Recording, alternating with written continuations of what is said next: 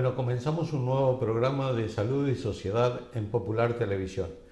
Hoy, desde la consulta del doctor Marcial de la Era, reumatólogo, aquí en la calle Emilio Pino 6, que nos va a hablar de un tema que, primero, que hace unos días hablaron mucho porque fue el Día Internacional de la Osteoporosis. Marcial, muchas gracias por recibirnos aquí en tu consulta. ¿Qué es esto de la osteoporosis? Bueno, primero muchas gracias por la invitación, como siempre. Y la osteoporosis, como su propio nombre indica, viene de osteoporosis. Osteo es hueso, porosis es aumento de la perforación, una disminución de la trabeculación que existe.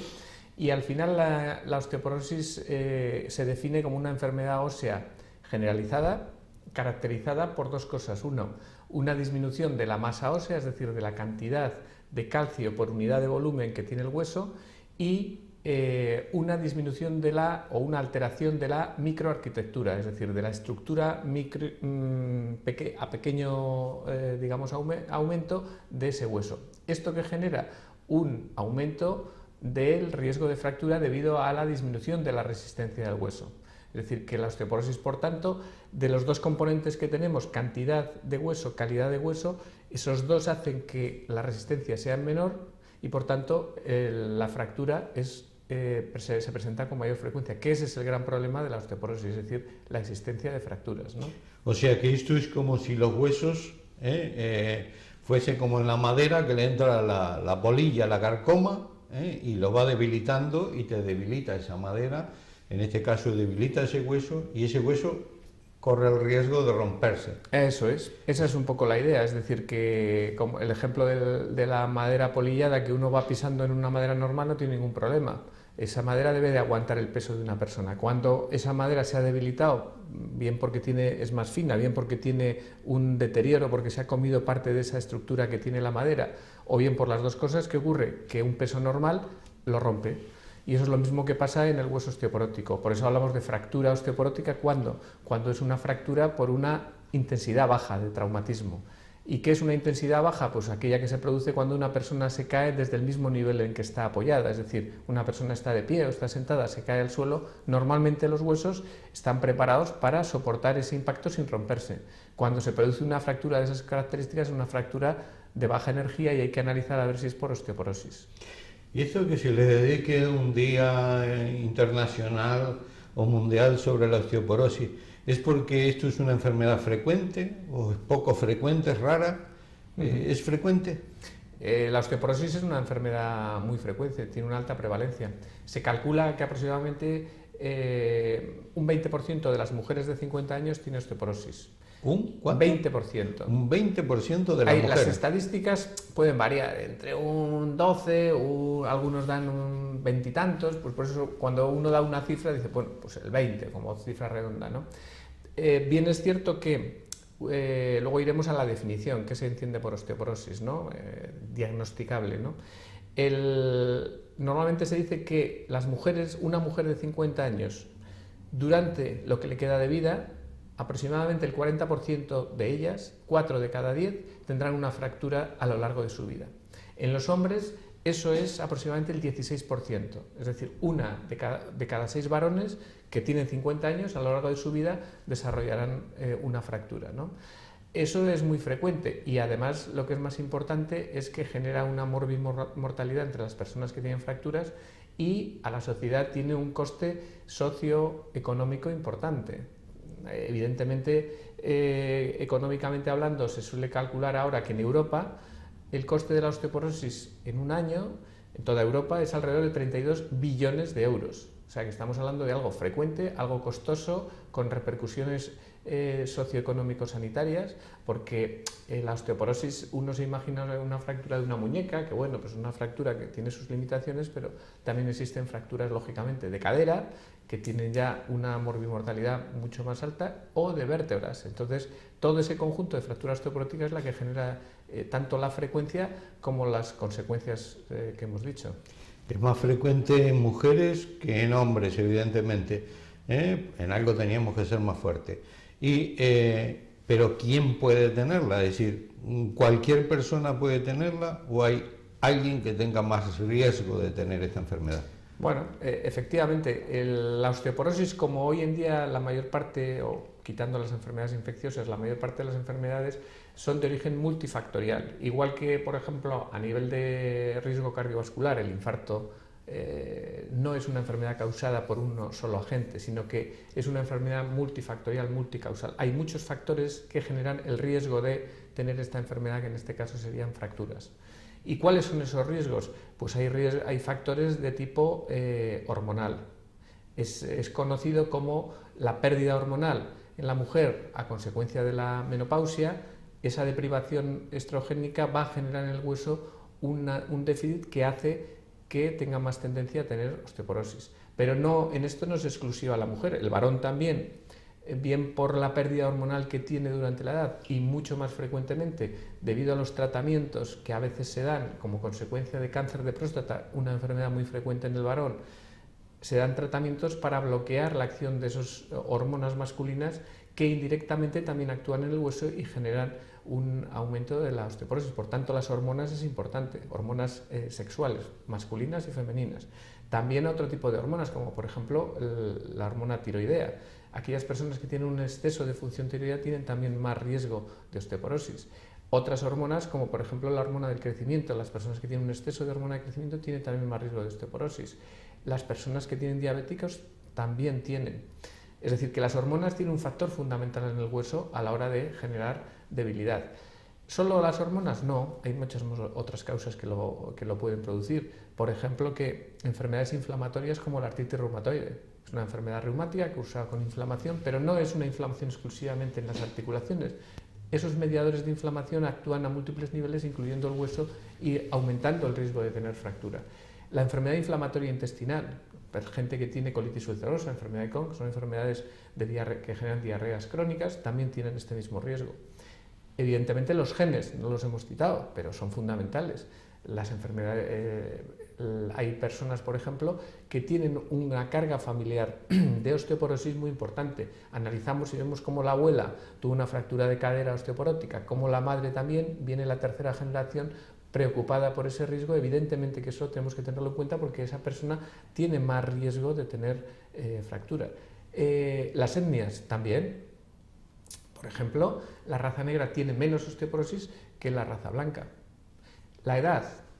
¿Por qué la edad? Porque la edad es un factor de riesgo independiente de osteoporosis, porque probablemente por una serie de factores que no vamos a entrar, como consecuencia de la edad, la calidad de ese hueso va deteriorándose, de tal manera que a igualdad de cantidad, es decir, yo tengo una persona que tiene 55 años, le mido su cantidad de masa ósea, como luego veremos herramientas que tenemos para medir la cantidad de masa ósea que tiene esa persona, y veo que tiene una masa ósea X, que a lo mejor es igual que la de una persona que tiene 80 años. Y entonces las dos, digo, como tienen la misma cantidad de hueso, tienen el mismo riesgo, suponiendo que el resto de factores sean los mismos. Pues no. La persona que tiene 80 años, solo por la edad, tiene un riesgo que se multiplica un número de veces muy alto. Por tanto, la edad es otro factor de riesgo que tenemos que tener en cuenta. Algunos fármacos, como hemos dicho, apuntado anteriormente, antihormonales, fármacos antiestrógenos, que se dan a personas que tienen cáncer de mama y que es hormonodependiente ese cáncer, se bloquea esa acción hormonal para evitar que ese cáncer pueda promocionarse, multiplicarse, pero indirectamente también bloqueamos otras acciones de los estrógenos, en concreto en este caso en el hueso, lo mismo hemos dicho del varón. Otros fármacos, el omeprazol, que normalmente salen en las encuestas en los que tienen un riesgo de osteoporosis, efectivamente se ha visto que hay estudios que muestran, comparando poblaciones a igualdad de riesgo, que toman o que no toman inhibidores de la bomba de protones como el omeprazol, que las que lo toman tienen un aumento del riesgo. No es que tengan 10 veces más, pueden tener 1 y pico, 2 veces más de riesgo de fractura que las que no lo toman. ¿Por qué mecanismos? Hay elucubraciones, pero eso está descrito. Es decir, como vemos, es una enfermedad, como hemos dicho, multifactorial. El médico, cuando lo evalúa, tiene que mirar todos esos factores para ver en qué situación se encuentra el paciente que consulta en cuanto a riesgo de osteoporosis, y en función de aquellas que tienen más riesgo es donde vendrá luego la opción de tratamiento. Esta osteoporosis, la mayoría es posmenopáusica, o sea, con trastorno hormonal. Se puede entonces de alguna manera, pues cuando la mujer llega a la menopausia, darle estrógenos y punto. Y ya está solucionado el problema. Bueno, esto que dices fue el planteamiento inicial, porque la osteoporosis es una enfermedad conocida desde hace muchos siglos, pero el manejo terapéutico es relativamente reciente. La preocupación, digamos, y las consecuencias que tiene desde el punto de vista sociosanitario es más reciente. El abordaje inicial fue ese: vamos a dar hormonas, entre comillas, a todas las mujeres, prolongar su edad hormonalmente activa para evitar esos efectos secundarios. Pero ¿qué ha ocurrido? Que lógicamente las hormonas administradas exógenamente no actúan lo mismo que cuando las produce el propio organismo. En estudios epidemiológicos amplios, que se vio que aquellas personas que estaban con un tratamiento conjugado que se llama estrógenos conjugados y progesterona, y que estaban en un número determinado de años, tenían un aumento del riesgo cardiovascular, tenían más ictus, tenían más infartos y también un aumento del riesgo de cáncer. Entonces, lógicamente eso frenó totalmente ese abordaje, puesto que estábamos tratando una cosa y teníamos unos riesgos como consecuencias del tratamiento que no justificaban su empleo. Por eso el tratamiento hormonal sustitutivo, aunque luego hablaremos de tratamientos, se descartó como tratamiento de la osteoporosis. Otra cosa es que la mujer tenga una serie de síntomas derivados del climaterio que hacen incompatible y que no se pueden controlar de otra manera. Durante un tiempo determinado, con un control ginecológico, se puede dar para esos síntomas, pero no como indicación de tratamiento de osteoporosis. Si no, había que darle los estrógenos de por vida. Claro, o al menos durante muchas décadas, y ese es el problema que hemos visto. Yo he nombrado un tipo de osteoporosis que es la posmenopáusica. Hay otros tipos, ¿no? De acuerdo a esas causas que me has dado, hay otros tipos de osteoporosis. Claro, por eso cuando nosotros diagnosticamos una osteoporosis tenemos que descartar estas otras causas, llamémosles secundarias. Evidentemente hay fracturas que son debidas a tumores, por ejemplo los mielomas. Gente mayor puede tener un mieloma o una macrobulimia de Waldenström, o puede tener problemas, como hemos dicho, hormonales porque tiene un hiperparatiroidismo, o tiene un tumor de otro tipo que ha dado una metástasis que ha generado una fragilidad en esa vértebra, se ha aplastado, y por grupo epidemiológico, mujer, una determinada edad y tal, pensamos que puede ser osteoporosis primaria. Si no descartamos esos secundarismos, se nos van a escapar algunas enfermedades, algunas de ellas graves, que hay que controlar. Luego hay otro tipo de problemas, que el hueso es una estructura viva, es decir, nosotros nos imaginamos el hueso como algo en un osario, una diáfisis, una cabeza que se articula con un extremo de otro hueso y otra en la parte contralateral que se articula, pero el tejido óseo es un tejido vivo, está en continua remodelación, es decir, que tiene unas células, como tenemos el corazón, como tiene un músculo, tiene un tejido que esas células producen y que lo envuelve, y lo que le da un carácter un poco distinto es que tiene una mineralización, ¿no? Que es lo que le da consistencia. Pero la mineralización es una parte del hueso, pero tiene células que están continuamente remodelándose. Entonces el hueso es un tejido que se está adaptando continuamente a las necesidades que nosotros le pedimos. Es decir, como cualquier tejido vivo, tiene una plasticidad y una remodelación que le permite adaptarse. Es decir, si yo hago una vida muy sedentaria porque hago una vida de cama y sillón, mi organismo dice, yo este hueso no necesito un hueso muy fuerte, con lo cual se va adaptando a tener un hueso con menos resistencia ósea. Por el contrario, si yo hago una vida activa, camino, subo, hago ejercicio y tal, el organismo, ¿qué hace? Adaptarse a esas necesidades que son superiores. Hay unas unidades de remodelado óseo, que es como un equipo de trabajo multidisciplinar. Hay el que pica el hueso que está mal, hay otras células que rellenan ese hueco que ha dejado el otro poniendo un hueso nuevo, y esas células nuevas van produciendo una tela de araña, que son unas fibras de colágeno, sobre la que se produce el depósito de calcio, y eso se va produciendo de forma parcheada, arreglando, digamos, distintas zonas del hueso que lo necesitan, lo piden, porque esas células que se quedan metidas en el hueso hacen como una red tridimensional que ejerce con receptores mecánicos a la presión, de tal manera que yo cuando piso, esa energía se transmite por el hueso. Esas células, con esa red de tentáculos que tienen por todo nuestro hueso, captan que hay más energía y establecen unos mecanismos de regulación. Habitualmente se dice que aproximadamente renovamos nuestro traje óseo, es decir, cambiamos de esqueleto nuevo, se moderniza el 100% del esqueleto en unos 10 años. O sea que cada 10 años nuestros huesos han desaparecido y vuelven a aparecer otros nuevos. No es que de golpe me quiten el fémur y me pongan otro, sino simplemente que el mismo hueso poco a poco está destruyendo y arreglando, arreglando y remodelando ese hueso. Adaptándose a las necesidades que lo hagamos y a los entornos, como hemos dicho, metabólicos, hormonales, etcétera, de tal manera que hay un balance entre los que pican hueso, digamos, el equipo que pica y el equipo que forma. Y ese balance nos va a decir cómo es, quién gana, quién hace más trabajo, el que forma o el que quita. Y en función de ese balance, perderemos hueso o ganaremos hueso.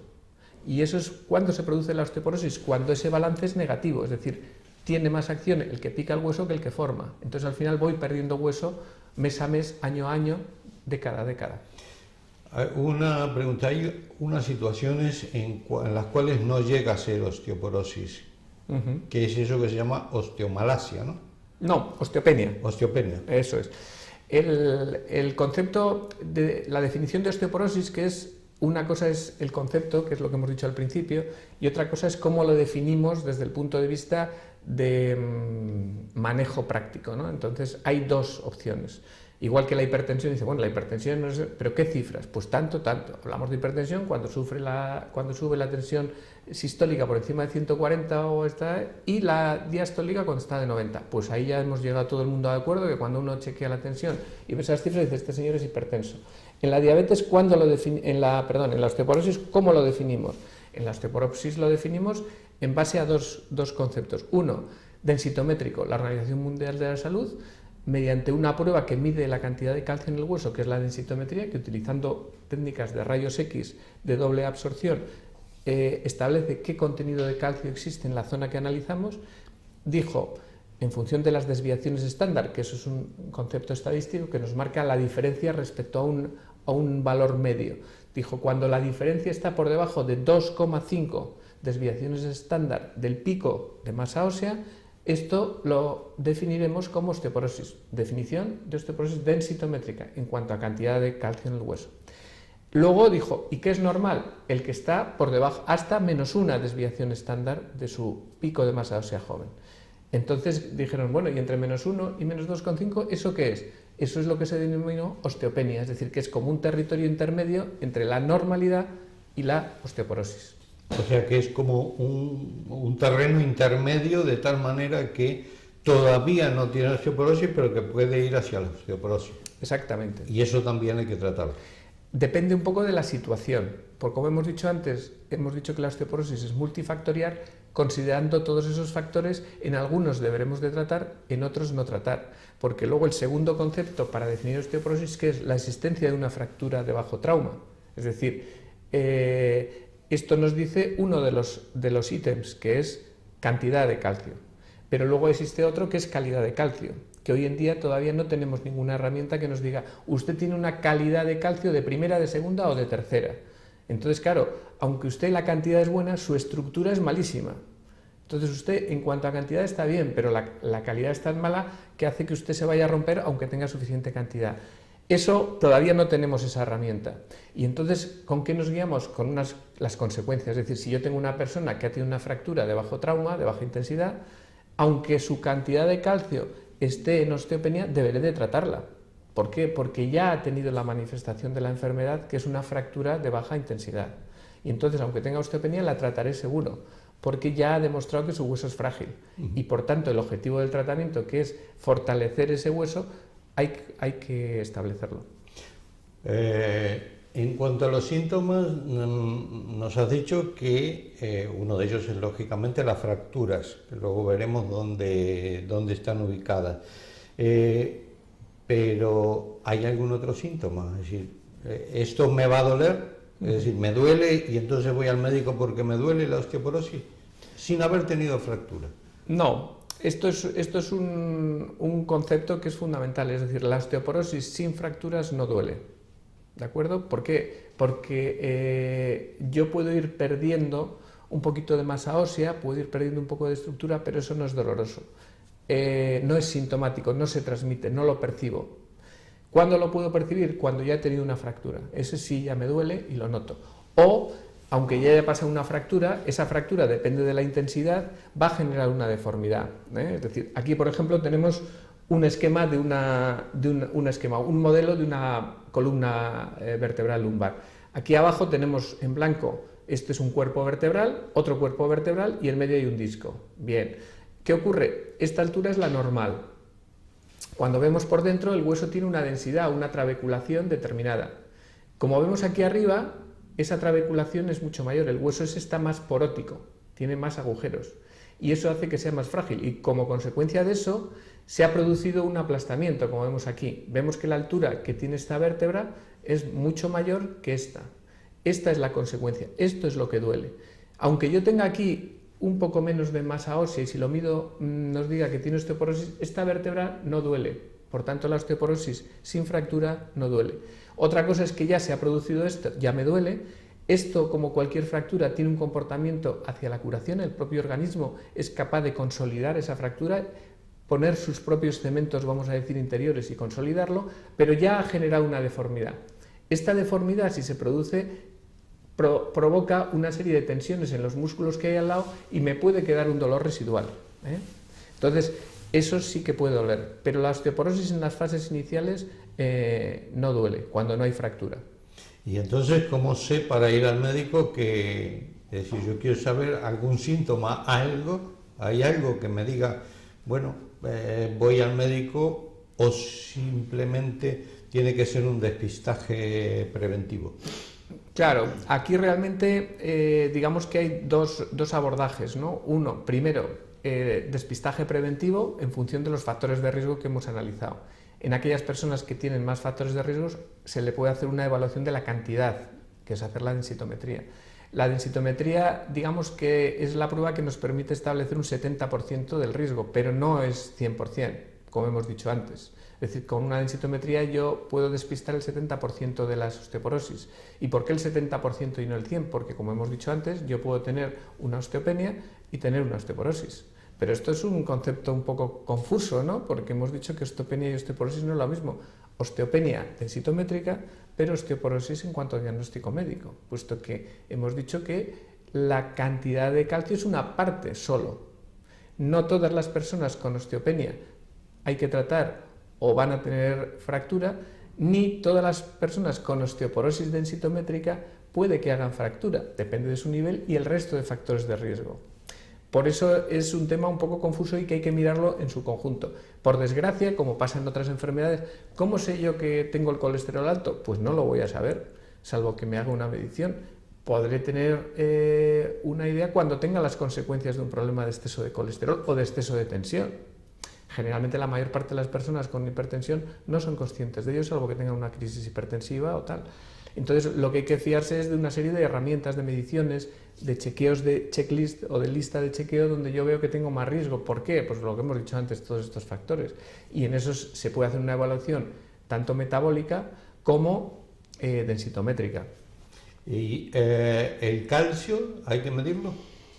El calcio, curiosamente, en la osteoporosis, generalmente en la osteoporosis primaria, que no es debida a ninguna otra enfermedad, es calcio en sangre está normal, pero hay que medirlo. ¿Por qué? Porque hay muchas enfermedades que nos permite despistar una elevación de calcio en sangre, por ejemplo, o sea, ¿una elevación de calcio en sangre tiene osteoporosis? Sí, porque hay, por ejemplo, enfermedades, bien sea tumorales, que dedican a destruir ese hueso y como consecuencia de esa destrucción, el calcio ese pasa a la sangre y se eleva su nivel. O en problemas metabólicos como el hiperparatiroidismo, un exceso de la hormona paratiroidea provoca una reabsorción de hueso, por tanto el hueso se queda con menos calcio y aparece osteoporosis, y una elevación del calcio en la sangre o en la orina también. Medimos el calcio, pero el calcio entonces no es determinante. ¿Y la vitamina D?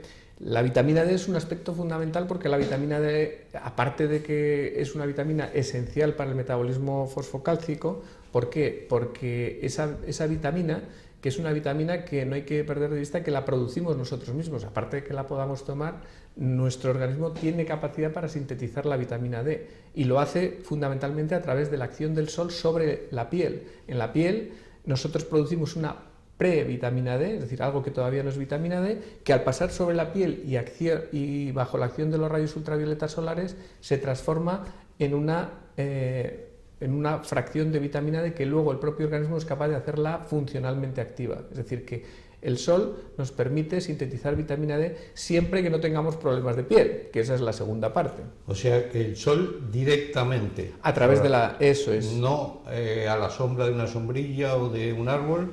Bueno, esto es cantidad. Es decir, si yo estoy a la sombra en una sombrilla o en un árbol, evidentemente la acción solar que tengo es mucho menor que si estoy directamente expuesto. Entonces, yo puedo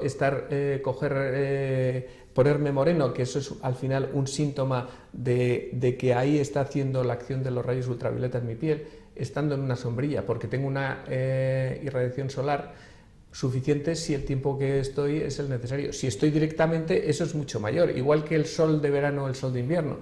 La acción que tiene es diferente. El sol de verano es mucho más directo, más perpendicular. El sol de invierno es más...